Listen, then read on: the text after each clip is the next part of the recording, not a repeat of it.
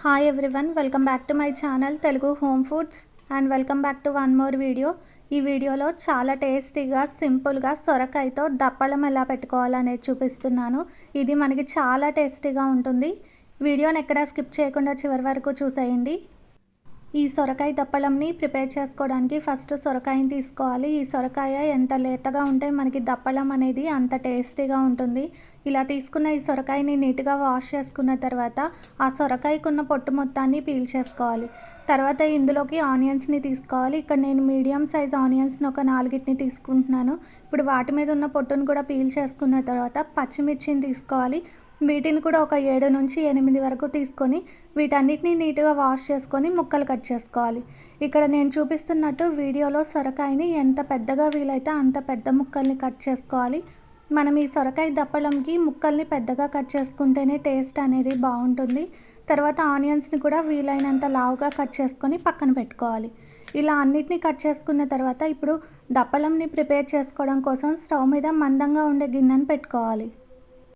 ఇప్పుడు ఇందులోకి ఆయిల్ని వేసుకోవాలి. 2 టేబుల్ స్పూన్స్ వరకు ఆయిల్ వేసుకున్న తర్వాత మనం కట్ చేసి పెట్టుకున్న సొరకాయ ముక్కలు, కొంచెం కరివేపాకు, ఆనియన్, పచ్చిమిర్చి వేసి ఈ ఆయిల్లో ఒక 2 మినిట్స్ వరకు ఫ్రై చేసుకోవాలి.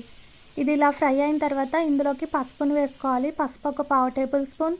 తర్వాత సాల్ట్ని వేసుకోవాలి. సాల్ట్ ఒక 1.5 టేబుల్ స్పూన్ వరకు వేసుకొని కారం వేసుకోవాలి. కారం కూడా ఒక 2 టేబుల్ స్పూన్స్ వరకు వేసుకోవాలి. ఇప్పుడు ఇదంతా ఒకసారి బాగా మిక్స్ చేసుకున్న తర్వాత స్టవ్ని లో ఫ్లేమ్లోకి అడ్జస్ట్ చేసుకొని గిన్నె మీద మూతను పెట్టేసి ఈ సొరకాయ ముక్కల్ని మగ్గనివ్వాలి. ఈ సొరకాయ దప్పలంని ఇంతవరకు ఎవరైనా ట్రై చేయని వాళ్ళు ఉంటే తప్పకుండా ఒకసారి ట్రై చేసి చూడండి. చాలా టేస్టీగా ఉంటుంది. ఇలా కొంచెం సేపటి తర్వాత మూతను తీసి మొత్తాన్ని ఒకసారి బాగా మిక్స్ చేసుకొని ఇప్పుడు ఇందులోకి పులుపు కోసం చింతపండు రసాన్ని వేసుకోవాలి. ఇలా కొంచెం చింతపండు రసాన్ని వేసుకున్న తర్వాత ఒక గ్లాస్ వరకు వాటర్ని వేసి మొత్తాన్ని కలిపి మూతను పెట్టి ఈ సొరకాయని పూర్తిగా మగ్గనివ్వాలి. ఈ సొరకాయ దప్పలంకి వాటర్ అనేవి ఎక్కువ పట్టవండి, చూసి వేసుకోండి. మనం దప్పలంని పెడుతున్నాం కాబట్టి వాటర్ని చాలా తక్కువ వేసుకోవాలి. ఇది మనకి ఉడికి దగ్గర పడిన తర్వాత చాలా చిక్కగా అవుతుంది. ఇప్పుడు నేను దాదాపు ఒక గ్లాస్ వరకు వాటర్ని వేస్తున్నాను. ఇలా వాటర్ని వేసుకున్న తర్వాత మొత్తాన్ని ఒకసారి బాగా మిక్స్ చేసుకోవాలి.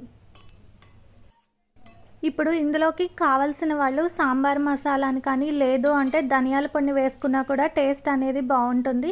ఈ స్టేజ్లోనే సాల్ట్ కానీ ఏమైనా కారం కానీ తక్కువ ఉంటే టేస్ట్ చూసి అడ్జస్ట్ చేసుకోండి. నేనైతే ఇక్కడ తీపి కోసం ఒక 2 స్పూన్స్ వరకు పంచదారని వేస్తున్నాను.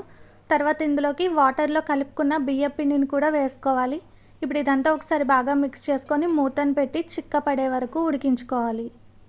ఇప్పుడు పోపు కోసం స్టవ్ మీద ప్యాన్ పెట్టి ఆయిల్ వేసుకోవాలి. ఆయిల్ బాగా హీట్ అయిన తర్వాత తాలింపు గింజలు, ఆవాలు, జీలకర్ర, వెల్లుల్లి రెబ్బలు, ఎండుమిర్చి ఇదంతా బాగా ఫ్రై అయిన తర్వాత కొంచెం ఇంగువని వేసుకోవాలి. ఇక్కడ నేను కరివేపాకును వేయట్లేదండి, కొత్తిమీరని వేస్తున్నాను.